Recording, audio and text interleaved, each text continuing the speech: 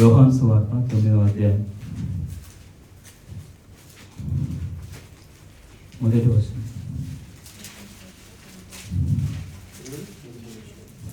ఆయన మార్గమున పోవచ్చుండగా పుట్టి గుడ్డి అయిన ఒక మనుష్యుడు కనబడెను. ఆయన శిష్యులు బోధకుడా వీడు గుడ్డివాడై పుట్టుటకు ఎవడు పాపం చేసెను? వీడా వీడిని కన్నవారా అని ఆయనను అడగగా యేసు వీడైనను వీని కన్నవారైనను పాపం చేయలేదు గాని దేవుని క్రియలు వీని యందు ప్రత్యక్షపరచుటకే వీడు గుడ్డివాడిగా పుట్టెను. హల్లెలూయా. ఇక్కడ చూసినట్లయితే పిల్లల ఒక గుడ్డివాడు ఏ పని చేయలేడు, తాను భిక్షం అడుక్కొని బ్రతుకుతున్నాడు. అయితే ఆ గుడ్డివాడిని యేసు ప్రభు చూసినప్పుడు శిష్యులు అడుగుతున్నారు, యేసయ్య ఇతను గుడ్డివాడే పుట్టుడు ఎవరు పాపం చేశారు? మనం అనుకుంటాం, అరే కొంతమందిని చూసినప్పుడు మనకు అనిపిస్తుంది, గుడ్డివారి కానీ ఎడ్డివారి కానీ చూసినప్పుడు అనిపిస్తుంది వాళ్ళ నాన్న గుడ్డివాడు ఉండడేమో, గుడ్డివాడిగా పుట్టిండేమో అని అనుకుంటారు. కొంతమంది ఏమనుకుంటారు, వాళ్ళ నాన్నకు ఫలానా రోగం ఉండే, ఆ రోగం వీడికి కూడా వచ్చింది అనుకుంటారు. కానీ ఇక్కడ మాత్రము దేవుడు ఆ యొక్క గుడ్డివాడుగా పుట్టిన ఆ యొక్క వ్యక్తిని దేవుడు ఏమంటున్నాడంటే తెలుసుకున్నాడు. ఈ లోకంలో తాను గుడ్డివాడిగా ఉన్నాడు, తాను ఏ విధంగా జీవిస్తున్నాడు అంటే ఆ యొక్క దయానీయ స్థితిలో ఉన్నాడు. అంటే గుడ్డివాడిగా మనము ఈ లోకంలో ఒక్క నిమిషం కూడా మనం గుడ్డివాడిగా చూడలేము, బ్రతకలేము. కానీ అతను జీవిస్తున్నాడు. కానీ దేవుని ప్రణాళిక ఆ యొక్క వ్యక్తిపై దేవుని ప్రణాళిక ఉంది. కాబట్టి దేవుడు ఏం చేసినంటే అతన్ని చూసి అడిగినప్పుడు వీడు పాపం చేయలేదు, కన్నవారు కూడా పాపం చేయలేదు. ఎందుకు ఆ గుడ్డివాడికి పుట్టాడంటే దేవుని క్రియలు వీని యందు ప్రత్యక్ష పరచబడుటకి. హల్లెలూయా. అయితే ఇక్కడ చూసినట్లయితే ఇంకా నెక్స్ట్ కిందికి వచ్చినట్లయితే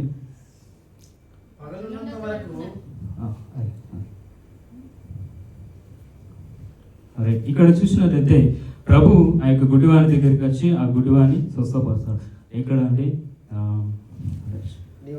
6వ వచనం. ఆయన ఇట్లు చెప్పి నేల మీద ఉమ్మివేసి ఇమ్ముతో బురద చేసి వాని కన్నుల మీద ఆ బురద పూసి నీవు సిలోయము కొనేటికి వెళ్ళి అందులో కడుక్కోమని చెప్పాను. సిలోయమని మాటకు పంపబడిన వాడని అర్థం. వాడు వెళ్ళి కడుక్కొని చూపుగలవాడై వచ్చాను. కాబట్టి పొరుగువారును వాడు భిక్షకుడిని అంతకు ముందు చూసిన వారు వీడు కూర్చుండి భిక్షమెత్తుకొని కాడా అనేది. అయితే ఇక్కడ చూసినట్లయితే అతను భిక్షగాడు. కానీ దేవుడు చూసి అతన్ని కరుణించి అతనికి చూపును ఇచ్చిన తర్వాత ఆ యొక్క గొప్ప అద్భుతం జరిగిన తర్వాత ఇక్కడ సంభాషణ జరుగుతుంది.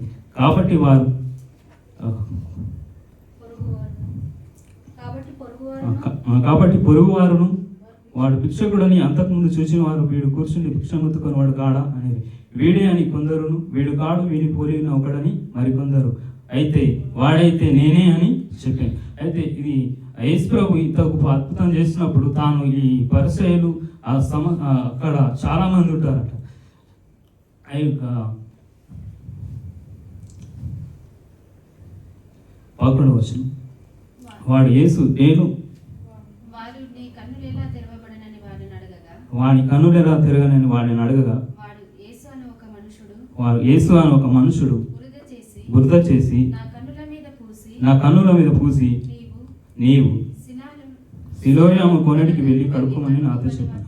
నేను వెళ్ళి కడుక్కొని చూపు పొందుతున్నాను. అంతకుముందు గుడ్డివాడు వెళ్ళిన వాడిని వారు పరిసయ్యుల యొద్దకు తీసుకొని పోయి. అంటే ఈ పరిసయ్యులు వ్యతిరేకులు, విరోధులు యేసు ప్రభుని ఏ విధంగా ఈ లోకం అంటే యేసు ప్రభు ఏమో దేవుని కుమారుడు, ఈ లోకంకి వచ్చి అందరినీ రక్షించడానికి వచ్చాడు. అక్కడ చూసినట్లయితే పరిసయ్యులు వీళ్ళు వ్యతిరేకులు. అంటే అంటే ఇతను ఈ లోకం అంటే అతను చేస్తున్న ఆ యొక్క కార్యమును బట్టి కాదు, కానీ వారిది ఒక రాజ్యం వేరు. వాళ్ళు ఏం చేస్తారంటే మా రాజ్యం వేరు అని వారు చెప్పుకుంటారు. కానీ యేసు ప్రభు ఏమంటారండి, నా రాజ్యం వేరు, వాళ్ళ రాజ్యం వేరు. వారు వ్యతిరేకులు, యేసు ప్రభును ఏదో విధంగా హింసించడానికి వచ్చారు. అయితే వాళ్ళు ఏం చేస్తారంటే ఆ యొక్క గుడ్డివానితో మాట్లాడినప్పుడు ఆ గుడ్డివాడు చెప్తాడు, యేసు ప్రభు నన్ను స్వస్థపరిచిండు, ఇట్లా ఈ విధంగా జరిగిందని అంటాడు. అయితే వారు మొదటిసారి చెప్పినప్పుడు నమ్మలేకపోతారు. ఏ విధంగా అంటే గుడ్డివాడు ఉన్నాడు, ఇతను గుడ్డివాడుగా ఉన్నాడు, భిక్షం ఎత్తుకునేవాడు, అయితే వీడేనా కాదా అని వాళ్ళకు డౌట్ వచ్చింది. అదేవిధంగా కిందికి వచ్చినట్లయితే ఆ విధంగా మాట్లాడినప్పుడు 6వ వచనం, కాగా పరిశీలనలు కొందరు ఈ మనుష్యుడు విశ్రాంతి దినమును ఆచరించలేదు గనుక దేవుని యొద్ద నుండి వచ్చిన వాడు కాడు అని, మరి కొందరు పాపి అయిన మనుషుడు ఇలాంటి సూచక్రియలు ఎలా చేయగలడని ఇట్లు వారిలో భేదము పుట్టాను. హల్లెలూయా. పరిసయ్యులు ఏంటంటే వ్యతిరేకులు, యేసు ప్రభుని ఏ విధంగా చంపుదామా అని ప్రయత్నం చేసేవారు. అయితే ఇంకో కొంతమంది జనులు మంచివారు ఉన్నారు. ఇప్పుడు మనం లోకంలో సపోజ్ మంచి పనులు చేస్తే అబ్బా వాళ్ళు మంచి పనులు చేస్తున్నారని పొగుడుతారు. కానీ ఎవరైనా కొంతమందికి వేరే మనసు ఉంటుంది, ఏంటంటే అరే వాళ్ళు మంచి పేరు కోసం అట్లా చేస్తున్నారని ఉంటారు. అయితే ఇక్కడ చూసినట్లయితే పరిసయ్యులు వాళ్ళు ఏ విధంగా ఉన్నారంటే ద్వేషిస్తున్నారు యేసు ప్రభు. అదే ఈ జనులు వాళ్ళు పరిసయ్యులు ఆ విధంగా ఉన్నప్పుడు జనులేమో మంచి కార్యములు చేసినప్పుడు మంచివాడే కదా అని అనుకుంటున్నారు. కానీ అక్కడ ఈ విధంగా చూసినట్లయితే అక్కడ సంభాషణ జరుగుతున్నది. ఈ యొక్క యేసు ప్రభు స్వస్థపరిచి వెళ్ళిపోయాడు. ఈ గుడ్డివారు పరిసయ్యులు ఆ జనుల మధ్యలో సంభాషణ జరుగుతున్నది. అయితే ఈ గుడ్డివాడు చెప్తున్నాడు యేసు ప్రభు గురించి, నన్ను ఈ విధంగా స్వస్థపరిచాడని మొదటిసారి చెప్పిండు. అయితే అదేవిధంగా చూసినట్లయితే 2వసారి 17వ వచనం, కాబట్టి వారు మరలా ఆ గుడ్డివానితో అతడు అంటే మొదటిసారి చెప్పిండు, మళ్ళొకసారి అడుగుతున్నారు. నాకు డౌట్ వస్తుంది, ఎందుకంటే మనకు కూడా ఈ లోకంలో ఒక గుడ్డివాని చూసినప్పుడు అతనికి ఆ గుడ్డితనం నుండి విడుదల కలిగి కళ్ళు వచ్చినప్పుడు మనం పరిశీలన అవుతాం, అరే ఇతను ఇంతకుముందు గుడ్డివాడిగా ఉండే ఇప్పుడు మళ్ళా చూపుతున్నాడు, ఏడైనా కాదా అని కొంచెం డౌట్ వస్తుంది. కానీ ఇక్కడ కూడా వారికి డౌట్ వచ్చినప్పుడు అడిగిరు, మొదటిసారి చెప్పిండు, 2వసారి కూడా అడుగుతున్నారు. అడిగినప్పుడు అక్కడ ఆ యొక్క యేసు ప్రభు లేడు, కానీ అతనే చెప్తున్నాడు. ఏమని చెప్తున్నాడు అంటే, కాగా పరిసయ్యులలో కొందరు ఈ మనుషుడు విశ్రాంతి దినం 17వ వచనం, కాబట్టి వారు మరలా గుడ్డివానితో అతడు నీ కన్నులు తెరిచినందుకు నీవు అతని గురించి ఏమనుకొనిచున్నావు అని అడగగా వాడు ఆయన ఒక ప్రవక్త. హల్లెలూయా, హల్లెలూయా. ఆ గుడ్డివానికి ఎవరో తెలియదు, కానీ తాను అంత సంభాషణ జరుగుతున్నప్పుడు ఆయన ఒక ప్రవక్త, ఎందుకంటే నా యొక్క కన్నులు తెరిచాడు అని చెప్తున్నాడు. కానీ వారు పరిసయ్యులు ఇతని ఏ విధంగా బోల్తా కొడదామని చేస్తున్నారు, కానీ ఆ ప్రయత్నం ఏ విధంగా చూస్తుంది. 18వ వచనం, వాడు గుడ్డివాడు ఎండి చూపు పొందినని యూదులు నమ్మక చూపు పొందిన వాని తల్లిదండ్రులను పిలిచింది. అంటే ఇతను గుడ్డివాడిగా పుట్టాడు అని వాళ్ళకు క్లారిటీ వస్తలేదు. యాక్చువల్లీ కాకపోయేసరికి వాళ్ళ తల్లిదండ్రులను పిలిచి అడుగుతున్నారు, వీడు గుడ్డివాడిగా పుట్టినవాడు వీడైనా నీ కుమారుడు ఇతనేనా అని వారి తల్లిదండ్రులను అడుగుతారు. ఇతని ఒకసారి అడిగారు, 2వసారి అడిగారు, 3వసారి ఏం చేశారు, వాళ్ళ తల్లిదండ్రులను పిలిచి అడుగుతున్నారు. హల్లెలూయా. అదే దేవుడు గొప్ప కార్యం చేసిండు, దాన్ని బట్టి దేవుని మహిమపరచాలి. కానీ వీళ్ళు ఏం చేస్తున్నారు, వ్యతిరేకంగా మాట్లాడుతున్నారు. మనకు కూడా ఈ లోకంలో మన జీవితంలో దేవుడు ఎన్నో అద్భుత కార్యములు చేస్తాడు. చేసినప్పుడు ఈ లోకంలో ఉన్నవారు ఏమంటారంటే, ఎందుకు పోతున్నారు ఆ దేవుడి దగ్గర, ఎందుకు పోవద్దు, అది మన దేవుడు కాదు, అది మన మతం కాదు, అది మన జాతి కాదు అని ఎన్నో విధాలుగా అంటారు. కాబట్టి మనం దాని గురించి ఆలోచించద్దు. దేవుడు మన పట్ల చేసిన మేలు ఏంది, దేవుడు మన కోసం ఏం చేశాడు, అది తెలుసుకొని దేవుడి కోసం జీవించాలి. అది చూస్తున్నట్లయితే 19వ వచనం, గుడ్డివాడై పుట్టానని మీరు చెప్పు మీ కుమారుడు వీడేనా, అలాగైతే ఇప్పుడు వీడు ఎలాగో చూచుచున్నాడు అని వానిని అడిగారు. అందుకు వాని తల్లిదండ్రులు వీడు మా కుమారుడని వీడు గుడ్డివాడిగా పుట్టానని మేము ఎరుగుదాం, ఇప్పుడు వీడు ఎలాగో చూచుచున్నాడో మేము ఎరుగం, ఎవడు వీని కన్నులు తెరిచినో అది మేము ఎరుగం, వీడు మనసు వచ్చినవాడు వయస్సు వచ్చినవాడు కాబట్టి వానినే అడుగుడి. హల్లెలూయా. ఇక్కడ చూసినట్లయితే ఒక ఎగ్జాంపుల్గా మనం కూడా ఈ లోకంలో క్రైస్తవులం అని చెప్పుకోవడానికి కొంచెం భయపడతాం. ఎందుకంటే ఆ పరిస్థితులు ఇస్తే మన తెలంగాణ ప్రాంతాల్లో రేషన్ కార్డు ఇచ్చేస్తాం, కరెంట్ బిల్ కట్ చేస్తాం, సంథింగ్ అనేది మనకు క్రైస్తవులు అనే వారికి రావు. ఇక్కడ కూడా చూసినట్లయితే ఇక్కడ ఉన్న ఈ యొక్క కుటుంబం ఏం చేసిందంటే వారికి తెలుసు వారి యొక్క కుమారుని యొక్క కన్నులు యేసు ప్రభు స్వస్థపరిచాడు అని వారికి తెలుసు. అయినా వారు ఏం చేస్తున్నారంటే వీడు వయసు వచ్చిన వాడు కాబట్టి అతనినే అడిగి తెలుసుకునేది. ఒకవేళ వీళ్ళే చెప్పారు అనుకో, ఏం చేస్తారు, వీళ్ళను తోలిస్తారు, ఎటు ఊరు బయటకు తోలిస్తారు, అతనితో పాటు వారిద్దరికి కూడా ఊరు బయటకు తోలిస్తారు. అందుకని ఏం చేస్తున్నారంటే అలా కఠినమైన శిక్షలు ఉంటాయి. యూదులే మనకు ఎగ్జాంపుల్గా ఎవరున్నారు, యేసు ప్రభే ఉన్నాడు. ఆ యొక్క శిక్ష ఎట్లా అనుభవిస్తారు అన్నాడు. అయితే నెక్స్ట్ చూసినట్లయితే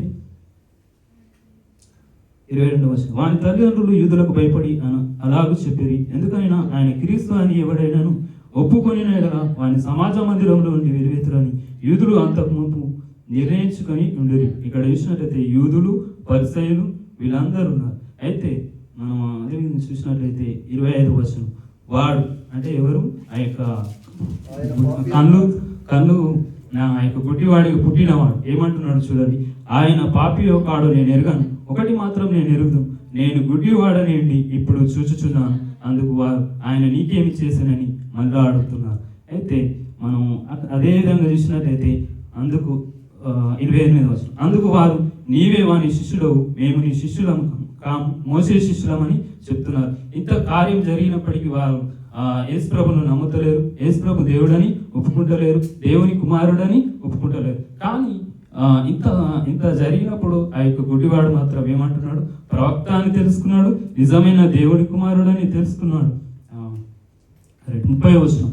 అందుకు ఆ మనుష్యుడు ఆయన ఎక్కడి నుండి వచ్చునో మీరు ఎరగపోవడం ఆశ్చర్యమే, అయినను ఆయన నా కన్నులు తెరచును, దేవుడు పాపుల మనవి ఆలకింపడని ఎరుగుదు. ఎవడైనాను దేవభక్తుడై ఉండి ఆయన చిత్తం చొప్పున జరిగించిన ఎడల ఆయన వాని మనవి ఆలకించును. హల్లెలూయా, హల్లెలూయా. ఇక్కడ చూసినట్లయితే ప్రియులారా, ఆ పరిసయ్యులు ఏమని అంటాడు? యేసు ప్రభు పాపి అని అంటున్నాడు. కానీ ఈ యొక్క వ్యక్తి ఆయన పాపి కాదు, దేవుని కుమారుడు, ప్రవక్త అంటున్నాడు. అందుకే ఏమంటున్నాడు? ఎవడైనాను దేవభక్తుడై ఉండి ఆయన చిత్తం చొప్పున జరిగించిన ఎడల ఆయన వాని మనవి ఆలకించును. హల్లెలూయా, హల్లెలూయా. పాపుల యొక్క మనవి దేవుడు వినడు. కాబట్టి ఆ యొక్క గుడ్డివాని కాళ్ళు ఎట్లా తెరవబడ్డాయి? యేసు ప్రభు దేవుని కుమారుడు కాబట్టి, ఏ పాపం లేని పరిశుద్ధుడు కాబట్టి ఆ యొక్క గుడ్డివాని కన్నులు తెరవబడినవి. కానీ వారు ఏమంటున్నారు అంటే పాపి అని అంటున్నారు. కానీ వీడు నీ యొక్క అన్యుడైన ఈ గుడ్డివాడు దేవుని గురించి తెలుసుకున్నాడు. ఎంతసేపు జరిగిందంటే క్షణం మాత్రమే జరిగింది. యేసు ప్రభు దగ్గరికి వచ్చాడు, బురదతోటి కన్నుల మీద బురద వేసినప్పుడు తాను పోయి సిలువని కోనడికి వెళ్ళి కడుక్కొని తర్వాత యేసు ప్రభు దగ్గర వచ్చినప్పుడు కన్నులు తెరవబడినాయి. జస్ట్ ఒక 5 minutesలోనే జరిగిపోయింది. కానీ ఈ యొక్క గుడ్డివాడు దేవుని యొక్క ఆత్మను ఆ యొక్క తన అంటే అది మనం ఏ విధంగా అంటే దేవుని గురించి మొత్తము తెలుసుకున్నాడు. ఆయన ఎవరు, ఎక్కడి నుండి వచ్చాడు అని తెలుసుకున్నాడు. కానీ వీరు మాత్రము ఆయనతోటే ఉంటున్నారు అని తెలుసుకున్నారు, కానీ ఆయనను తెలుసుకోలేకపోతున్నారు. ప్రియులారా, అదేవిధంగా కిందకు చూసినట్లయితే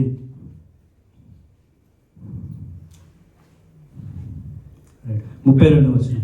పుట్టుగుడ్డు వాని కన్నులు ఎవరైనా తెరిచినట్టు లోకం పుట్టినప్పటి నుండి వినబడలేదు. హల్లెలూయా.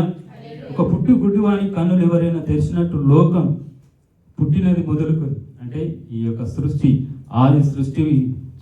సృష్టించిన ఆదాము నుండి ఇప్పటి వరకు యేసు ప్రభు ఈ లోకం వచ్చి ఆ యొక్క కార్యం చేసేంత వరకు అటు యొక్క కార్యము ఎప్పుడు జరగలేదు. అక్కడ ఏమని రాసింది? లోకం పుట్టినప్పటి నుండి. హల్లెలూయా, హల్లెలూయా.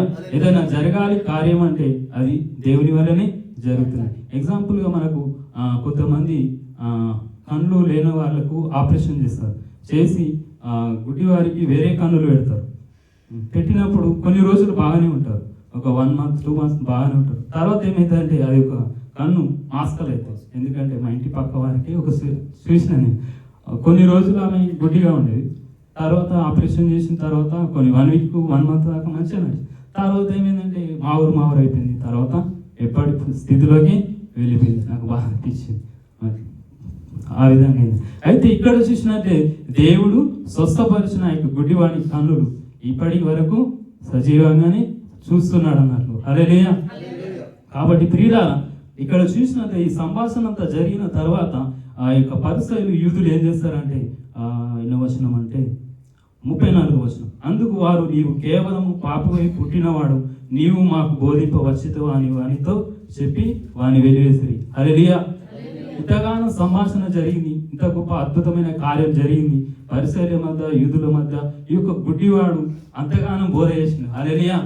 ఎప్పుడైనా మాట్లాడతా గుడ్డివాడు ఎందుకు వస్తారు? ఒక 10 పైసలు 10 రూపాయలు 20 రూపాయలు ఇస్తే సంతోషంతో వెళ్ళిపోతాడు. కానీ ఇక్కడ చూసినట్టే దేవుడు అంత అద్భుతమైన కార్యం చేసి అతనికి గొప్ప నిజంగా యూదులతోటి పరిచయాలతోటి మాట్లాడాలంటే కొంచెం స్టడీ చేయాలి. కానీ దేవుడు అతనికి మంచి జ్ఞానము, వారితో సంభాషణ చేయడానికి మంచి జ్ఞానం ఇచ్చాడు. హల్లెలూయా.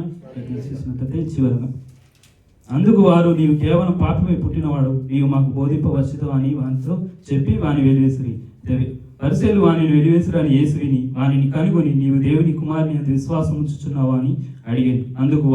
అందుకు వాడు, ప్రభువా, నేను ఆయన యందు విశ్వాసం ఉంచుటకు ఆయన ఎవడని అడగగా, యేసు, నీవు ఆయనను చూచుచున్నావు, నీతో మాట్లాడుచున్నవాడు ఆయనే అనేను. హల్లెలూయా. అంతటా వాడు, ప్రభువా, నేను విశ్వసించుచున్నానని చెప్పి ఆయనకు బ్రొక్కాను. అప్పుడు యేసు, చూడని వారు చూడవలేను, చూచువారు గుడ్డివారు కావలేను అను తీర్పు నిమిత్తం నేను లోకమునకు వచ్చేదనని చెప్పాను. హల్లెలూయా. హల్లెలూయా. నిజంగా గుడ్డివాడేమో వాని యొక్క కన్నులు తెరవబడి, ఈ యొక్క పరిసయ్యులు యూదుల యొక్క కన్నులు మూయబడ్డాయి. హల్లెలూయా. అయితే ఇక్కడ చూసినట్లయితే ప్రియులారా, ఈ లోకంలో మనకి ఎన్నో శ్రమలు వస్తాయి, అందరి ద్వారా శ్రమలు వస్తాయి. వారందరూ ఏం చేస్తారంటే మనల్ని వ్యతిరేకంగా ఈ లోకం నుండి దూరం చేస్తారు. కానీ దూరం చేసినప్పుడు ఎవరు మన దగ్గరికి వస్తారు? మన తల్లిదండ్రులు రారు, అన్నదమ్ములు రారు, ఎవరు రారు, బంధువులు మిత్రులు ఎవరు రారు. కానీ ఎవరు ఉంటారు మనతోటి? దేవుడు ఉంటాడు. హల్లెలూయా. యేసు ప్రభు వైపు నువ్వు చూసినప్పుడు యేసు ప్రభు నీ వైపు ఉంటాడు. అదొక వచనం మరొకసారి తీసుకుందాం. ఈ 34 వచనం. అందుకు వారు, నీవు కేవలం పాపిపై పుట్టినవాడు, నీవు మాకు బోధింపవచ్చితివా అని వానితో చెప్పి వారిని వెలివేసిరి. హల్లెలూయా. పరిసయ్యులు వానిని వెలివేసిరి అని యేసు విని వారిని కనుగొని. హల్లెలూయా. హల్లెలూయా. దేవుడు అతనిని చూస్తున్నాడు. ఆయన గుడ్డివాడిగా పుట్టినప్పటి నుండి ఇప్పటికి వరకు చూస్తున్నాడు. స్వస్థపరిచి వెళ్ళిపోయాడు. మళ్ళా అతను శ్రమ శోధన అనుభవిస్తున్నప్పుడు, ఆయన వెలివేసినప్పుడు మళ్ళా ప్రభువు చూసి అతని యొద్దకు వచ్చాడు. వచ్చినప్పుడు దేవుడు మాట్లాడుతున్నాడు, నీవు దేవుని కుమారుని యందు విశ్వాసం ఉంచుచున్నావా అని అన్నప్పుడు ఆయన, విశ్వసించుటకు ఎవరు ప్రభు అని అంటే, నేనే దేవుని కుమారునని చెప్పాను. హల్లెలూయా. కాబట్టి ప్రియులారా, మనకు కూడా మన జీవితంలో దేవుడు ఎన్నో మేలులు, ఎన్నో అద్భుతాలు చేస్తున్నాడు. మనం తెలుసుకోలేకపోయినప్పుడు దేవుడు మనకు తెలియజేస్తాడు, నేను ఈ కార్యం చేసిన జీవితంలో, నీవు నన్ను విశ్వసించు, నీవు నందు నమ్మకం పెట్టు. హల్లెలూయా. ఆ గుడ్డివాడు ఏ విధంగా అయితే దేవుని విశ్వసించాడో మనకు కూడా దేవుని విశ్వాసం ఉంచుదాం. హల్లెలూయా. దేవుడి యొక్క వాక్యం మనందరి మీద దీవించి ఆశీర్వదించును కాక.